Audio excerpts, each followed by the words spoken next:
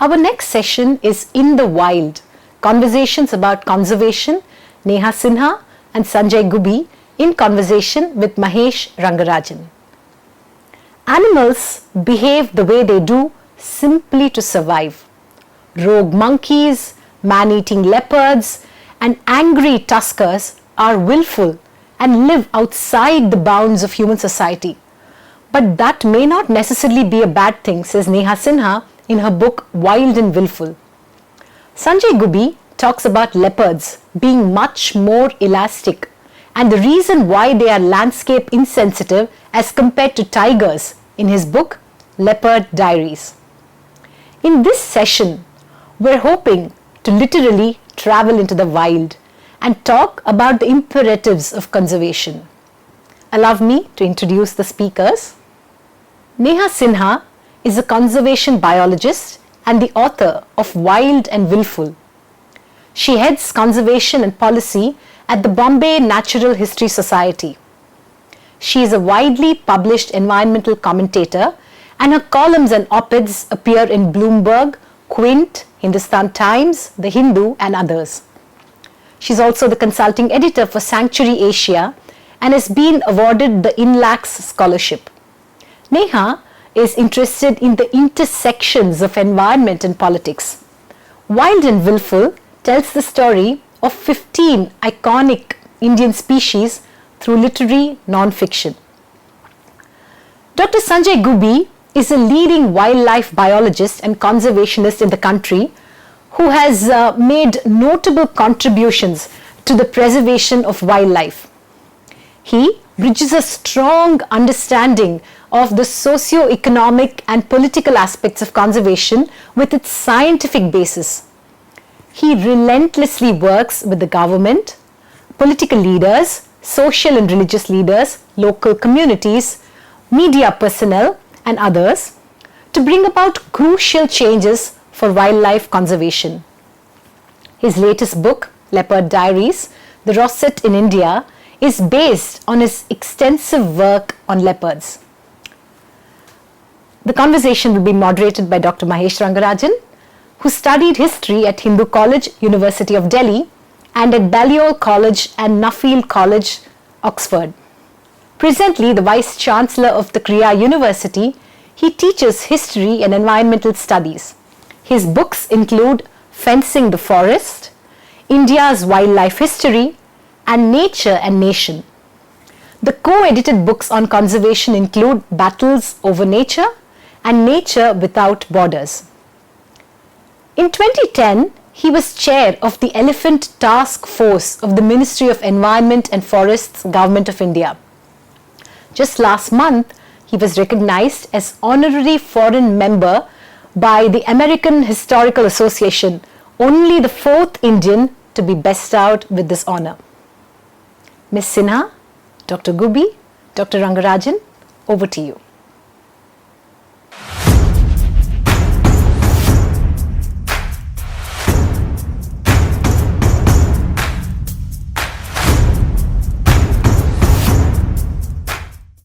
Good evening and welcome to this program and the Hindu Literary Festival 2021.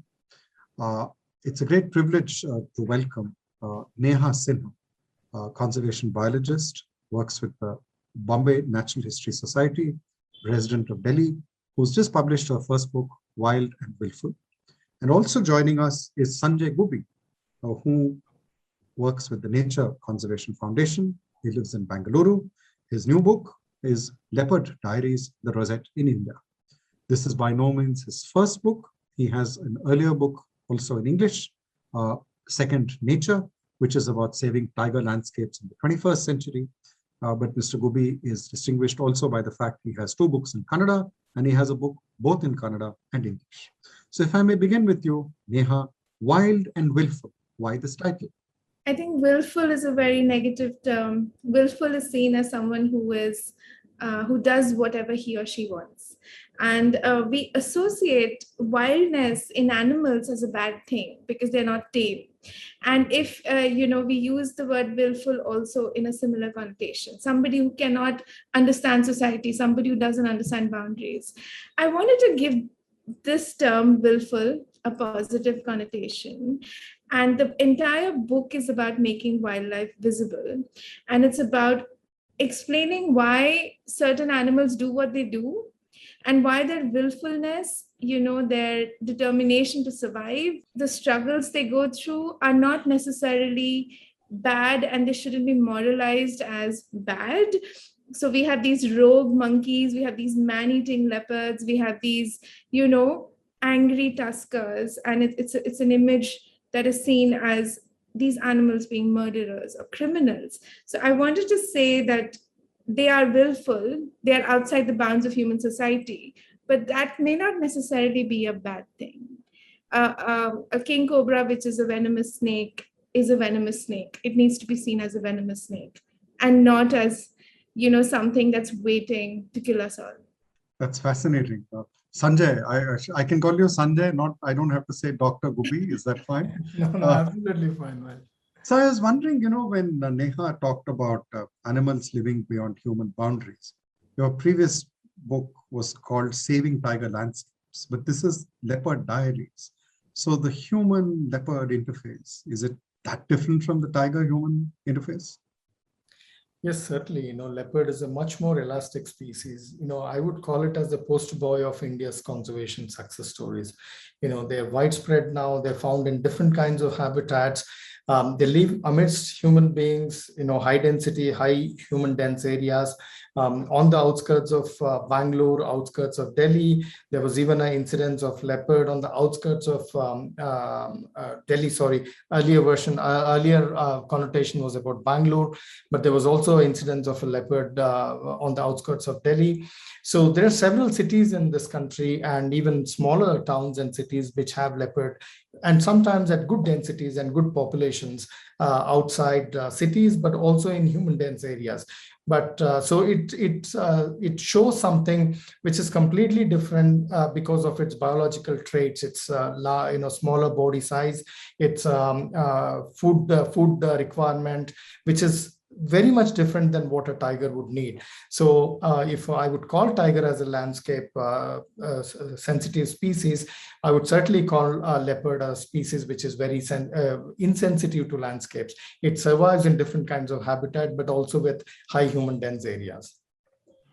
But Neha, one of the things I was struck by, since we're looking at landscapes, is a very haunting line where you said that forests once pervaded the landscape.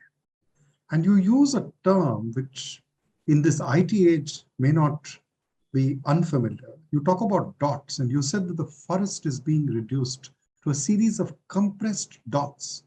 How does that evoke some of the issues which Sanjay has been raising? Yeah.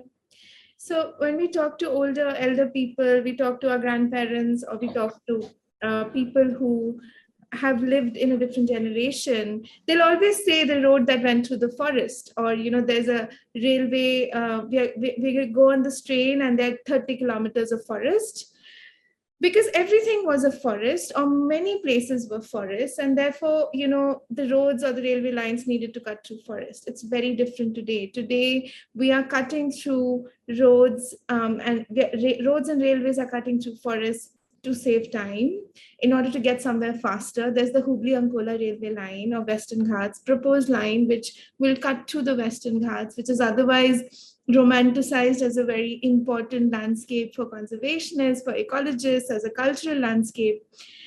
Today, I think the forests are the exception. Earlier, it was the forests enclosed us in an embrace, and we were kind of living at the mercy. Every time we went out of the city, there were forests. Now it's like the forests are really the dots on the map. So earlier, it was almost like a color. When you looked from the satellite maps, everything was green. Now it's much more stark. The lines are much harder, and it's less and less a way of life. So now you won't have those people saying, "Ye jungli patch hai," this train is going through this area which is forest for 5 hours. Now it's much lesser. And it's very interesting because middle class India or urban India goes to a forest on the weekend to see a safari or to see the tiger or to see an elephant. But there's another parallel India which is working to cut all the forests down, which is the the new roads that are planned, the new railways that are planned, the ports that are coming up in order to transport coal, which are going to destroy, say, Hasdi or Run forest, for example. And we don't often connect these dots. So when I said dots, forests are like dots, I'm also asking the reader to think, can the dots be connected? Can we save these forests from projects that are very far away? So you're mining for coal here and transporting it over a new road you've laid for the coal mine and taking it to a port that is just coming up.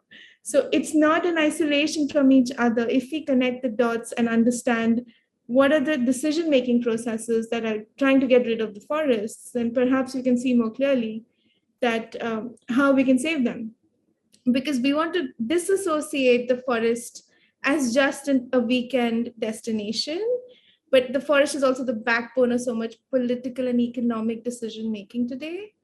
And it's important to be able to join those dots as well. So I was using the dots as an analogy for both things, visually as well as metaphorically, us joining the dots of political economy as well. What I would like to add, Mahesh, to what Neha is saying, apart from forests, wildlife needs to be seen as surviving in habitats beyond forests, wetlands, rocky outcrops, grasslands, rivers. Rivers are fragmented in very severe consequences on aquatic life today. Our coasts are being fragmented. Grasslands are one of the most threatened habitats in this country, and there are several grassland-dependent species. These are all habitat-sensitive species. And as we know, the big sad story of the great Indian bustard, it's such a habitat-sensitive species, and we are losing not because of any other reason, just because we have lost the habitat completely. Several freshwater aquatic species are going down. The numbers are going down. It's not just about, so India is not just about tigers and elephants, but it's also a wide variety of other biodiversity that survives in umpteen number of different kinds of unique habitats. I work in a landscape which has one of the largest patches of riverine habitats anywhere in the country, perhaps, and one of the largest patches of woodland savanna habitats, which if the Mekedatu project comes up across the river Kaveri, we are going to lose this beautiful riverine habitat covered with Terminalia arjuna trees. And I don't think we can reconstruct these kind of habitats anywhere. There are so many species, both faunal species, floral species, which are dependent on these kinds of habitats. And unfortunately, it's not just about political leadership. It's not just about bureaucrats. Even people, general public, even environmentalists, and sometimes even conservationists completely forget how different these habitats are. People are going and planting trees, carrying out tree planting in these woodland savanna habitats. People are planting trees in grasslands thinking they're degraded habitats and they need to be covered with green cover. Unfortunately, the education and awareness about habitats is very critical, because if we lose habitats, we are going to lose not just one or two species, but an entire ecosystem. Sanjay, I can't help asking you, and if you'll permit me, that in your previous book, there's a remarkable photo of a poster where you are wearing a safa, a turban. It shows Chausingha, the four-horned antelope. And this group of villages with this hillock where you had helped and facilitated the creation of a small reserve, a community reserve, and it helped to recharge the water. I was very struck, not so much by the four-horned antelope. I don't know if it really looked like what it looks like in real life. But the fact that here is someone in conservation who's been clearly put up with panchayat money. Can you just take us through that? Because it's such a contrast with what you've just been saying. These are people who valued, and probably at great cost to themselves, to stop grazing there or cutting wood is a very difficult decision for them. So how did that happen? Conservationists have to be very, very flexible. In my opinion, conservationists, or even for example, conservation scientists or wildlife biologists, need to be like leopards, very elastic. You need to be able to work with the top bureaucracy in the country, top decision makers in the country, and all the way up to communities. If we do not have this kind of flexibility to be able to work with different stakeholders, we are not going to do conservation. That's why I'm very clear that conservation is different from ecology. Ecology is science. You're studying species or ecosystems. But if you want to call it as conservation biology, it needs to help protect or preserve or modify ecosystems in the right manner, or the species we work on. So I'm very clear that conservationists and biologists, wildlife biologists specifically, need to work with a wide variety of people. And I think, unfortunately, I'm sorry to tell this, Conservation India has been in the past very prominently led by very metro educated, elite, socially and economically privileged classes. But if, as a person who has grown up in rural parts of Karnataka and who has grown up in difficult situations, who has carried water, from different parts of our area, we know the value of water. Until and unless we have more people coming into conservation who actually value water, who actually value tree, who actually values good air, it's going to be very difficult, because if you have not gone through that process, it's like villages. If they're suffering without water for their livestock or for their farming, it's very difficult to value water. So all the theories we may talk about water, if you have not gone through it, is very difficult, and you will have that kind of capability and the acumen to work with a wide variety of people. I didn't learn about human wildlife conflict within a classroom. I learned it by experience. So this is very important, according to me, to have a good understanding of socioeconomic issues, the cultural issues, religious issues, the political issues of rural India. So Neha, I'm very struck both by the quality of your writing, but also by the fact characters, the human characters in the book. There are many, but if I were to pick one, and I'm going to relate it to what Sanjay has been talking about, there is this area, Kotni Sonar, in which there is a pujari who has helped to protect the crocodiles, one of which has taken off half his hand. Can you just tell us what it feels like meeting such a person, writing about such a person? Actually, this is such a great question as a follow-up to what Sanjay was saying, about how sometimes conservation is really just a way of life for many people. And for this man, Babaji, he lost his arm to a female crocodile who was protecting her hatchlings. And he loves crocodiles. He loves them like their children. He also understands that they will not love him back. This is very important. He does not cuddle them. He doesn't take pictures with them. He's not the Instagram generation that has to take a selfie with the subject they love. And there's no rescue over here. There's no handling, right? It is a peaceful coexistence, which is suffused with love from his end, because he looks at them with great empathy. He looks at them with a fondness, with a curiosity. And I just wanted to kind of bring out a man whose way of life encompasses a dangerous reptile. And we love animals which often are beautiful, charming, charismatic. But I mean, it's hard to find expressions on a crocodile's face. It's hard to tell what it's thinking. It doesn't respond to you. It doesn't come running up to you, right? And I think what I wanted to say is, again, very much agreeing with what Sanjay is saying, conservation cannot and should not be left to conservationists. I've studied a degree in conservation and I practice it. But I'm saying that it cannot just be my field. So, the kind of conservation that Babaji does and many other people in that village do comes without awards. It comes without any coverage. It's a way of life for them. There are no bells and whistles. There's no tamasha.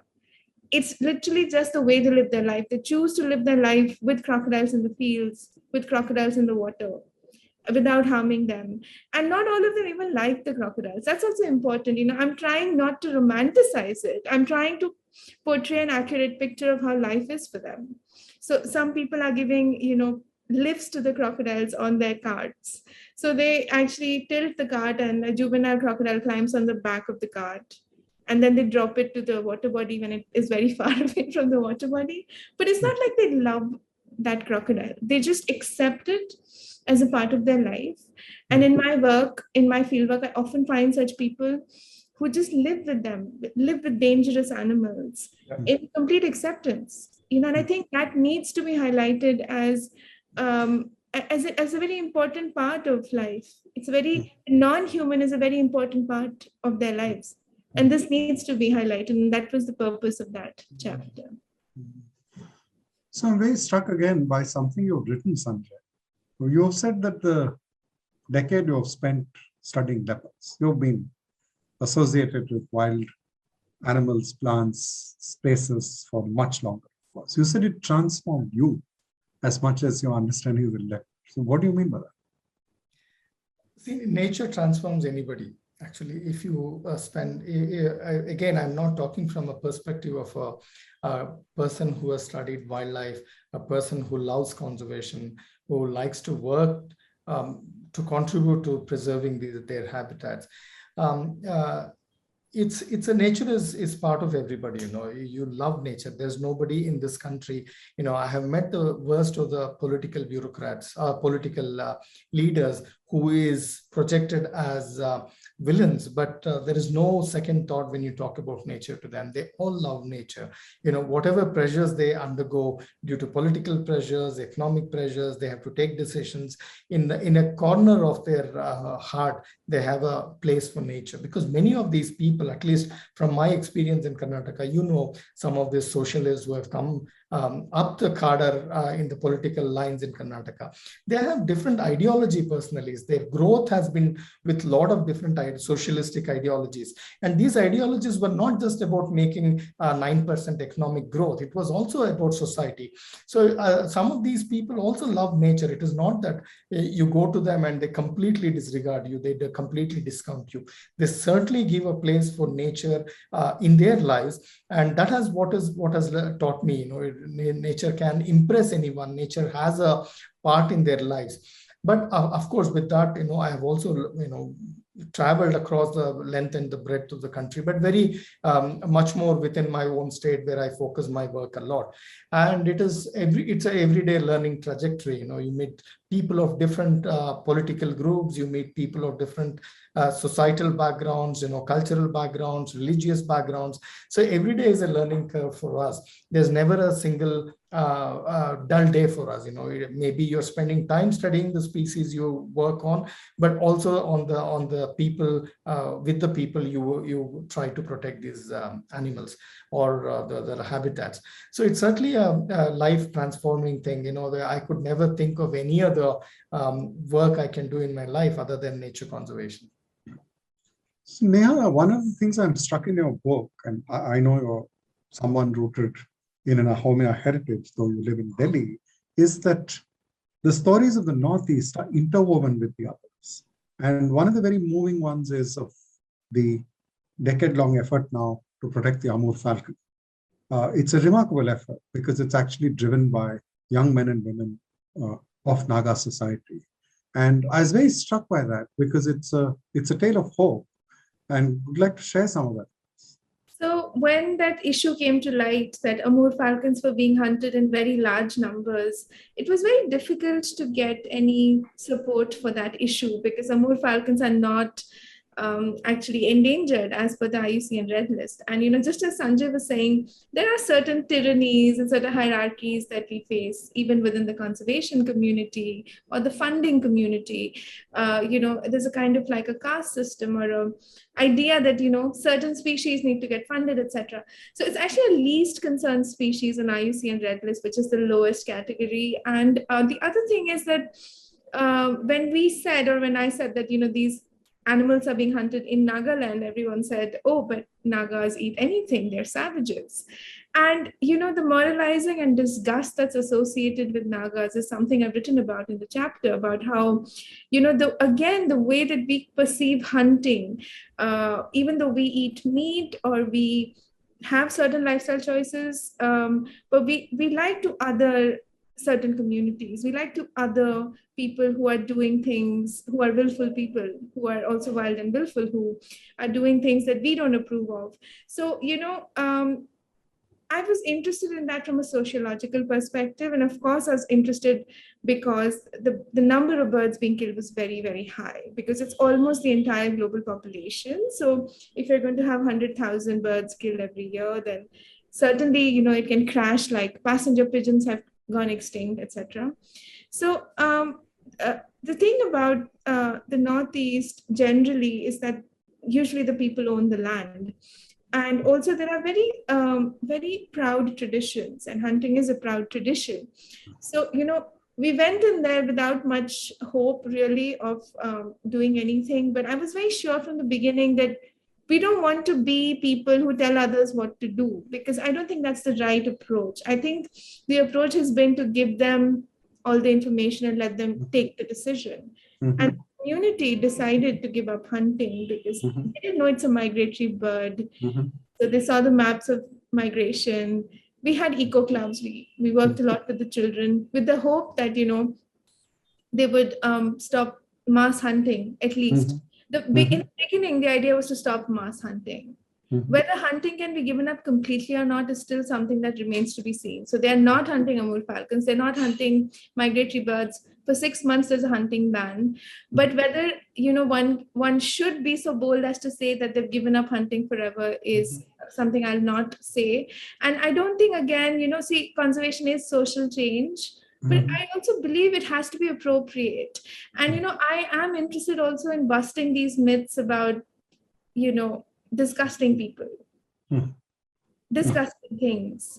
Why, who decides, what practice is disgusting? And that's why there's also a section on Avni tigress in the book, because I was completely against the kind of activism that was there. Because if it is a man-eater, I think there can be no doubt that it needs to be put down or removed.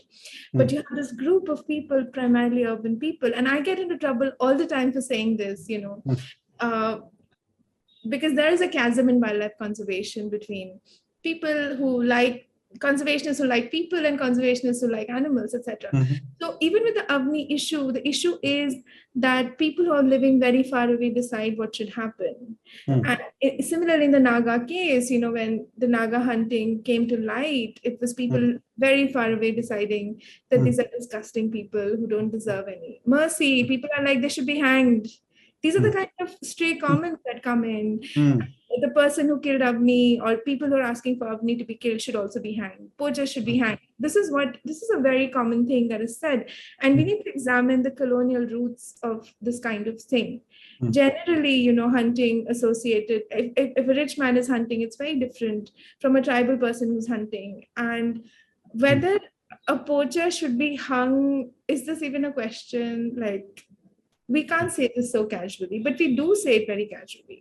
People who are otherwise okay with many laws being broken suddenly get very angry if an animal is poached. I understand the sentiment because I love animals, but I'm saying that it's excessive to further marginalize someone who's already marginalized. So that was the reason I really wanted to make sure that chapter is more about the tribals than it is about the birds. You would have noticed the voice is that of a person who lives in that village.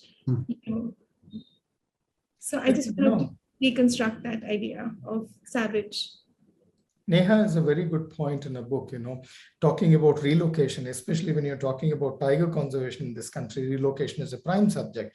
And there are people who completely oppose relocation, people who completely say relocation is the way to go. But there is actually a middle way. We need to see what people, Neha's book on the chapter, in Neha's book on the chapter on Sariska Tiger Reserve, she completely bust this myth that there are people who are willing to relocate, but there are also people who are not willing to relocate. And even within communities, women want something different for the children, and men think something different.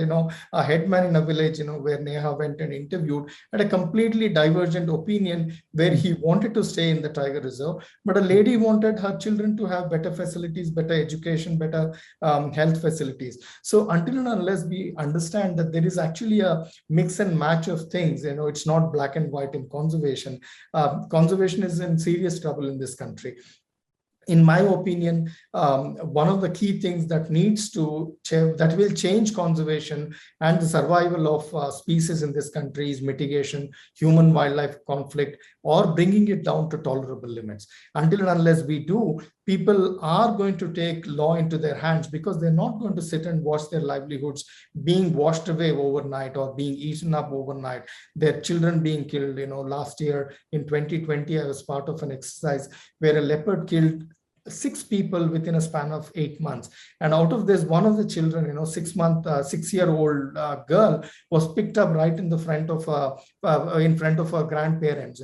How terrible that must be for a grandparent to watch a 6-year-old child to be picked up. And one of the things I suggested to the forest officials immediately after the second killing was that the animal which was identified had to be put down.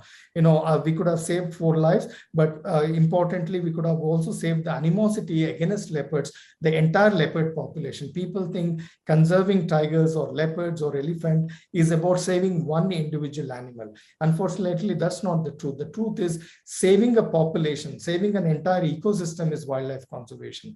Neha rightly puts out about the Amni, the tiger. It's become such a situation because of social media activism that many people are afraid to put out what is right and wrong for conservation. Because they get trolled, they get bullied on social media, in the mainstream media. Unfortunately, even media has become very biased about conservation these days. Media is no more media. It is they have their own very strong perceptions about ideologies, about what is right and wrong. Even moral policing happens within the conservation field. This is not the right way to deal with conservation, because the people who bear the cost of conservation are the ones whose land is eaten up by elephants, by wild pigs, by cheetal, by sambar deer, whose livestock are killed by leopards and tigers and brown bears and black bears.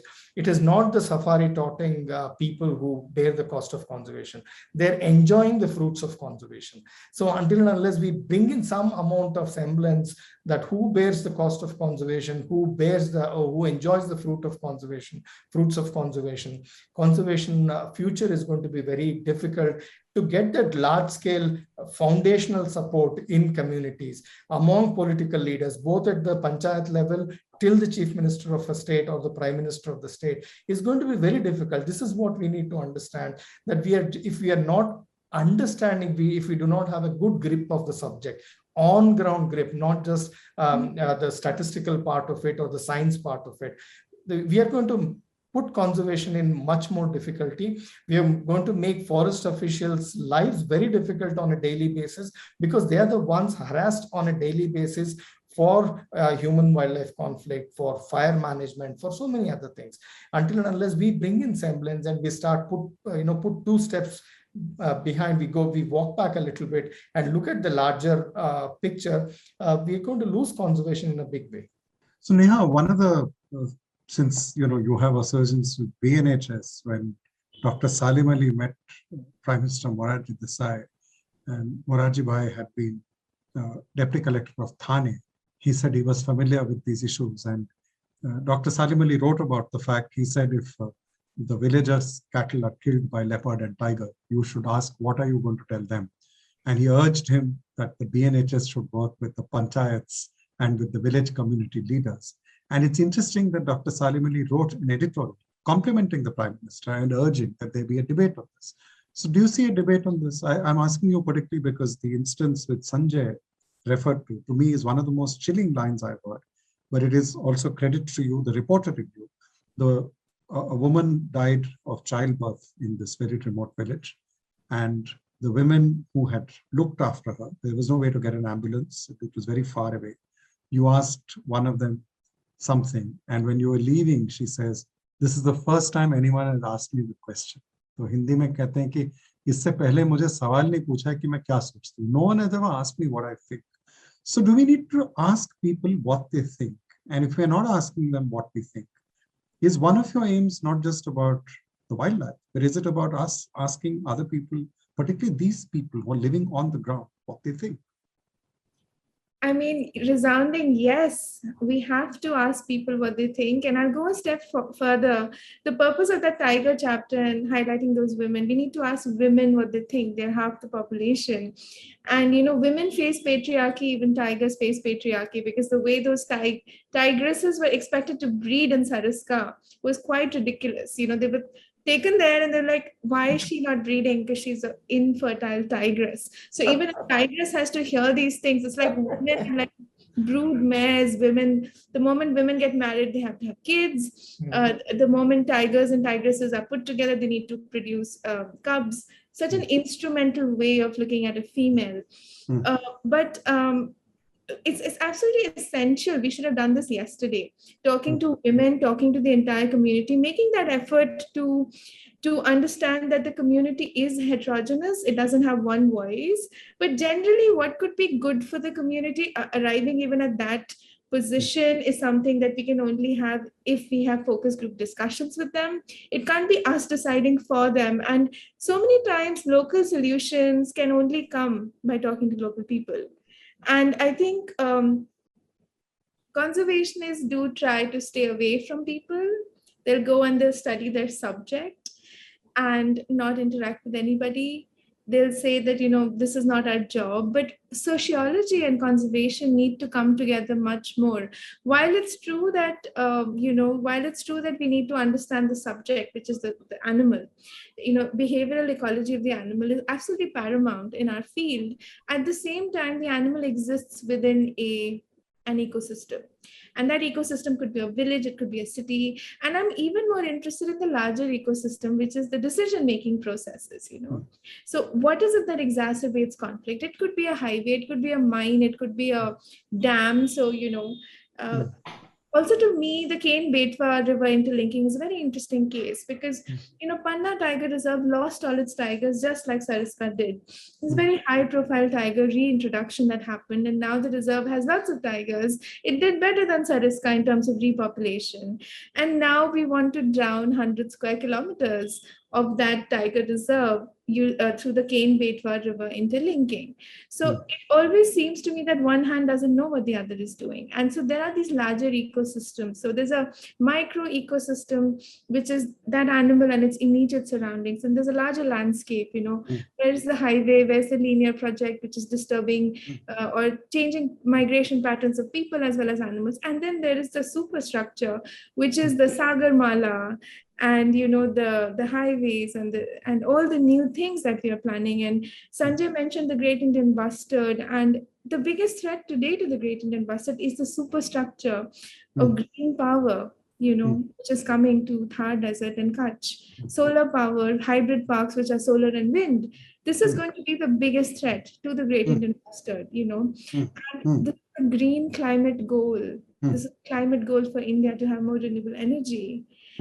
And what I'm trying to say is that studying the animal is very important. But so many other things. We need to be able to understand and get a grip of all these other ecosystems and the superstructures in order to make change, in order to plan for this animal, in order to do something good for conservation. It's not about rescuing that one individual animal. It is very much about trying to enable an atmosphere so that the population can survive there in the long term. So Sanjay, one of the great sons of Karnataka was A.K. Ramanujan, who said that Kannada was language of the schoolyard, Tamil the language of the kitchen, Sanskrit language of prayer room, and English the language of his father's library. He grew up plural. He was as much well-versed in Kannada as his mother tongue, Tamil. And I am struck, I was thinking of something which comes across so many times in your book. You're not only trying to think in Kannada, you're trying to think in the Kannada spoken by the people there. I mean, it could be Dharwad, your native Tumkur. So why aren't we thinking in Kannada and these many languages? I don't know, what is the thinking in Kannada about these issues we're talking about? Since you read, write it, you not only speak it, you've engaged in the public sphere over years. I'm sure 95% of engagements are in Kannada and the other languages spoken in the great state of Kannada. I mean, such an important question, Mahesh. India is such a diverse country, even in terms of language, and that has driven cultures, over history, states have not been formed based on what political boundaries we have created today. They have been formed based on culture and based on language and a combination of languages. So Karnataka is not just about Kannada. On the borders, we have Tamil, we have Telugu. On the northern side, we have Marathi, we have Tulu in the coastal belt being spoken, Konkani being spoken, Kodwa being spoken. So everybody thinks in their mother tongue first. That's an extremely important thing.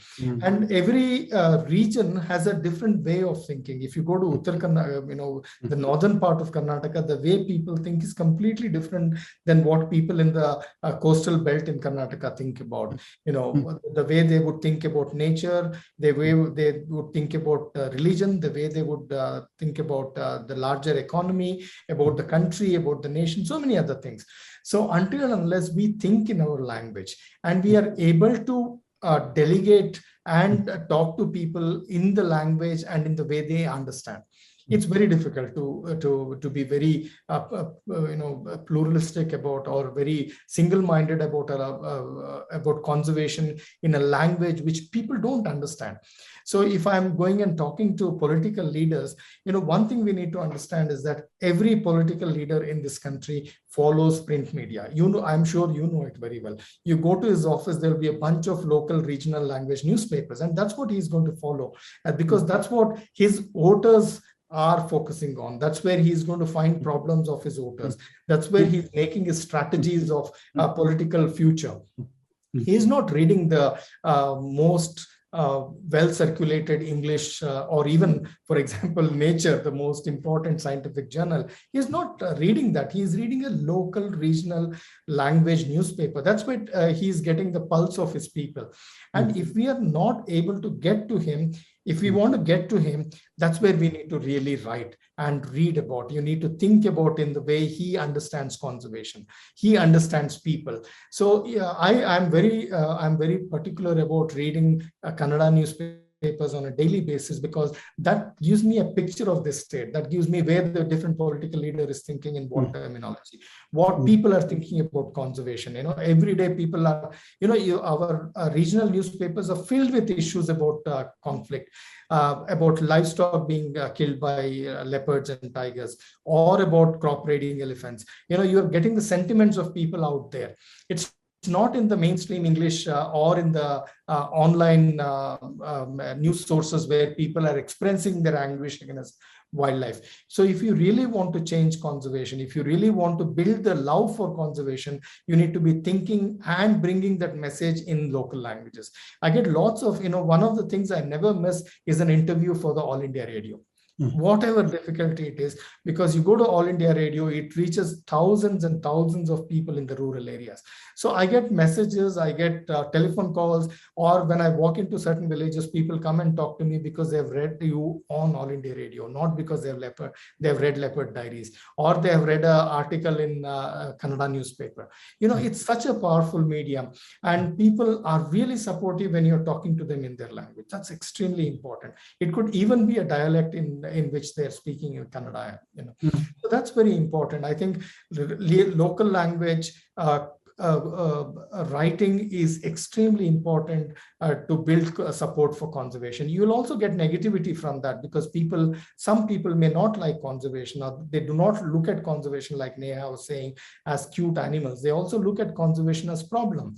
Wildlife for them is a problem animal. It's not cute looking, photographable, very savvy for photography kind of animal. It's a problem for them if they have to guard their crops post-monsoon for 3 months against elephants, with their children sitting on the machan, shooing away elephants and wild pig. It's not a very nice thing for them to do. It's certainly not.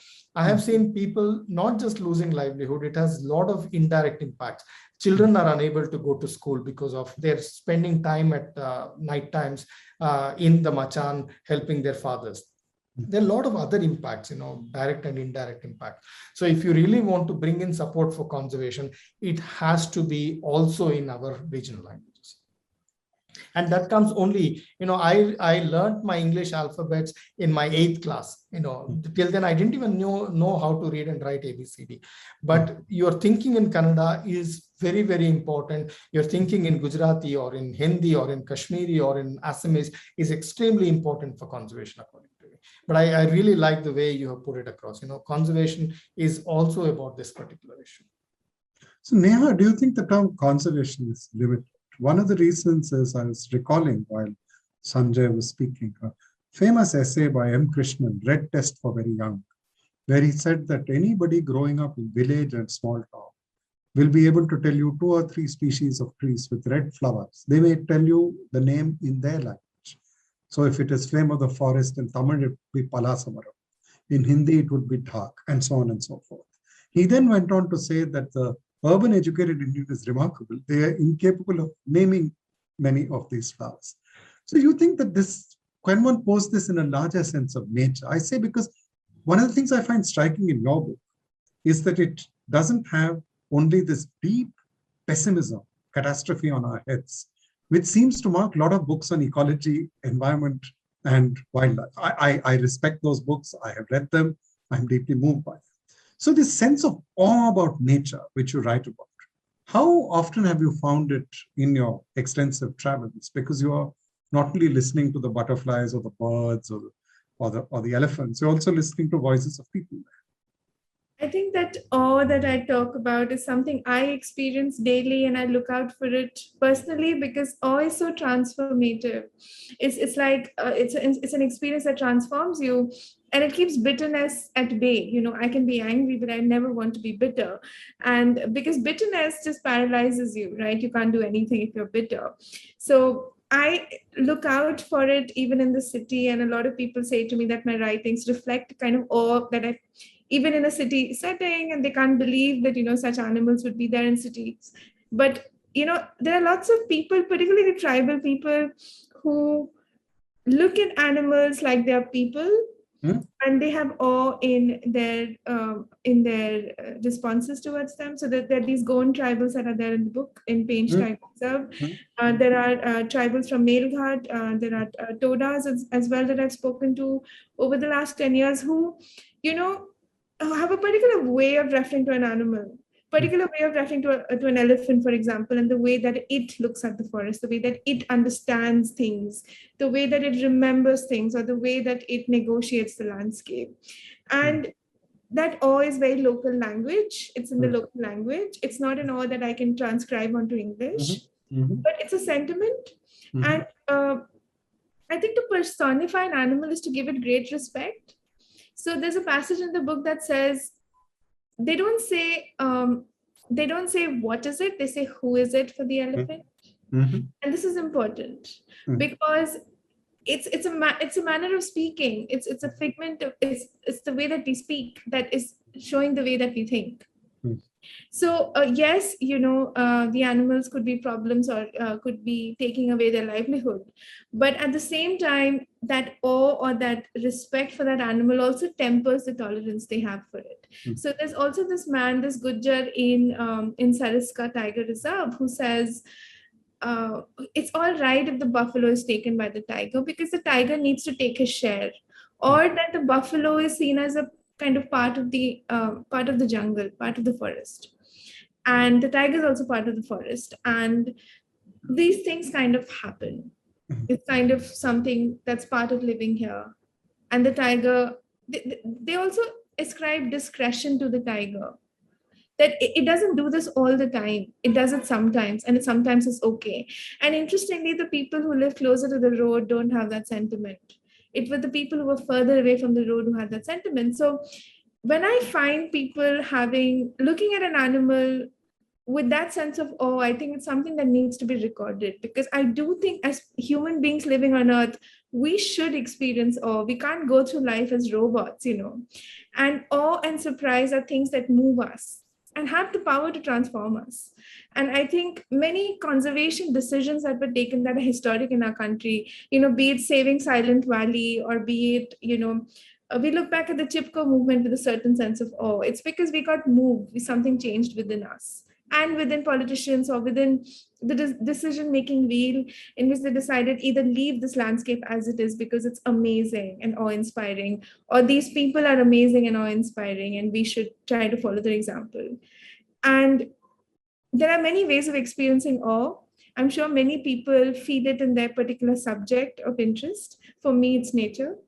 And I really wanted to make sure it came forward in the book because I don't want to just record. I do want to be able to move the reader, because that's one of the ideas, that if you can come away looking at nature a little differently, or if you can find the time to notice something outside your window, that's kind of half the work done after reading the book. I completely agree with Neha. This is what even the most statistically robust scientific paper cannot do.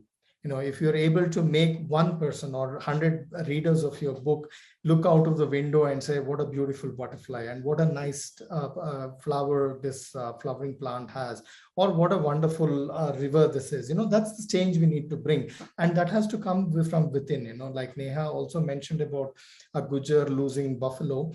Recently, all the time we hear about people saying when there is crop raiding happening, you talk to them, they finally say it's also a life. Elephant has a life. It has to lead its life. But recently in my Hills, where we work very extensively, I heard a new word from a very old man, 75-year-old. There's a community called Bedagampannas. They were Bedas, a community called Bedas, who were converted, trying to bring them into Lingayat community, Shiva, followers of Shiva. So they have been now discriminated by both communities, and they have formed their own group called Bedagampannas. They are strictly non-vegetarians, though they are Beda hunting groups. They're strictly vegetarian, sorry. And one of their old man, 75-year-old, a picture of him is in one of my books called The Land of the Honey Badger.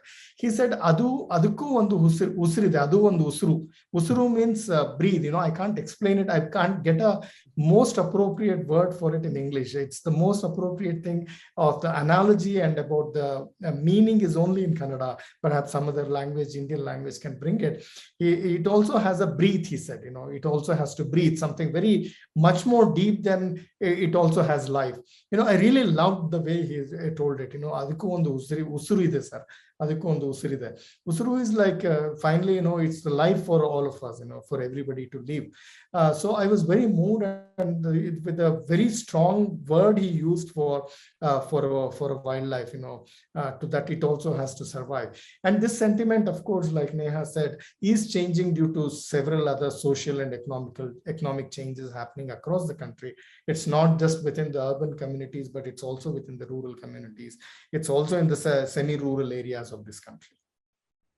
So since you said Usure, or the breath of life, you are one of the only people I've interviewed who has been mauled, I might add quite severely, by a leopard. I was trying to look back in the last century, and I had to go back to Olivia Smithies and Arthur Strachan, who of course were trying to shoot the tiger. I just want to ask you that entire episode which you went through. So obviously a very harrowing time for you, your family, your friends. And you went back into the field, obviously not with that particular leopard. Anything you want to reflect on about that? I mean, it's a very personal question, but because you're talking about life, yeah. You were there. You were not there because you were doing your job.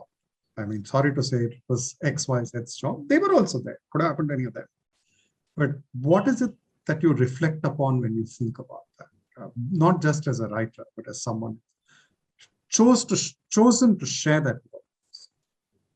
I mean, just to tell the lighter part of it, it's very, you will know how a hobby or animal feels like when it's bitten by when it's strangulated by a tiger or a leopard. That's the first thing I can tell you. The lighter part of it is that these animals are extremely powerful. I heard it crunching through my humerus bone. Till then, your hormonal levels are so high, you're not feeling the pain. But when it crunched through the humerus bone on the arm, I really know what that bite force quotient is all about. The scientific terminology called BFQ, people call it bite force quotient. I really know what it feels like. I'll tell you, if you have seen, actually smelled the breath of a leopard at a few millimeters. It's an amazing experience to look at the eyes of this animal. You know, I was awed by the beauty of this animal at such close circle, living animal. So apart from that, yes, you know, you also understand how conservation runs and how conflict runs, and the complicated and extremely complex issue of conflict is not just based on science. It's not just based on guidelines. We can write hundreds of guidelines, but until and unless you actually experience it and you are part of mitigation processes, you know, rest of all is only our theoretical aspects. Yes, we went through very difficult times, but I've never ever have I thought that I can't go back to the field. You know, it taught me to fight back in life. It taught me that animals are as gentle as they can look very ferocious. You know, the one moment it was crunching through my humerus bone, it was clawing my chest, it was biting, you know, my arm. But the very next moment, I took the strength of standing up and make myself look bigger than the animal. It was so gentle. It just left me and walked away from that place. You know, it shows that animals are not just dangerous. Animals are not intentionally harming anyone. You know, it was also for that it was tensed. It was under enormous pressure that it just, I could have been anywhere else, you know, met with a very severe road accident or with something else. It was just an accident. And, but animals are not dangerous. You know, I have walked thousands of kilometers in the forest and many times all alone. I've never been under any kind of difficult or dangerous situations, except for this time when it was because the animal was under enormous stress. But even today, I can hear the animal growl in my ear. It was so close, you know, a couple of millimeters away from the ear, it growled. And then I remember the beautiful blue-green eye of the leopard a few centimeters from my eye. Can't better that. Like the quote of the day, animals can be as ferocious as they're gentle or as gentle as they're ferocious. How beautiful. It's a beautiful way to put it. I agree. You know, they're defending themselves. I'm sure any human being would do when he or she is in a life-threatening situation. So you just need to put yourself in the shoe of the leopard. That's all. You know, it's just a change of situations, nothing beyond that. So, author of Wild and Willful, what's the next book going to be about?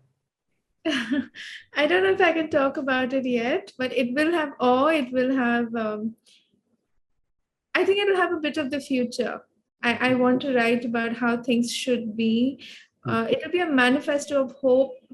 And I don't want to leave people thinking that we can't do anything, because even though it's highly unscientific of me to say that, I think if we do try to make a difference, it does make a difference. I'm a positive thinker that way. I'm not paralyzed by the enormity of the climate crisis or the enormity of all the bad things that are happening. I think even if you make a small difference, it's worth it. So it's going to be a book about a manifesto of hope of what we can do in our lives in certain landscapes to save nature.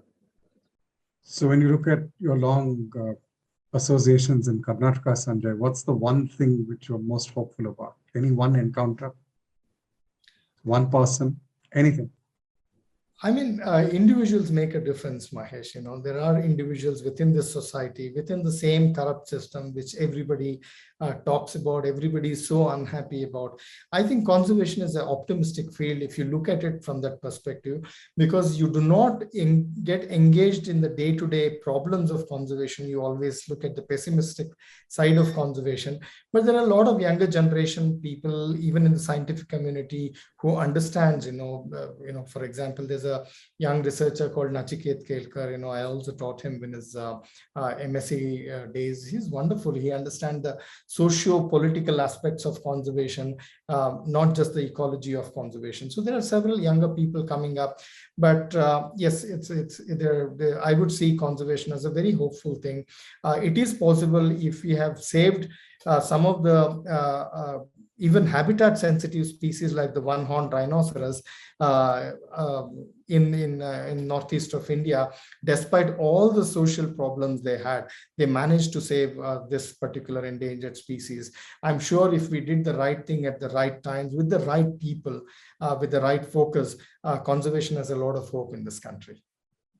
Thank you very much. It's been a privilege and a pleasure talking to both of you. Neha Sinha, author of Wild and Willful, first-time shot of many books.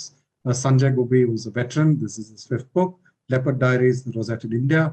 And if one were to sum it up in a line, there's a famous saying in Farsi, which is that it is better to light a lamp than curse the darkness 1,000 times.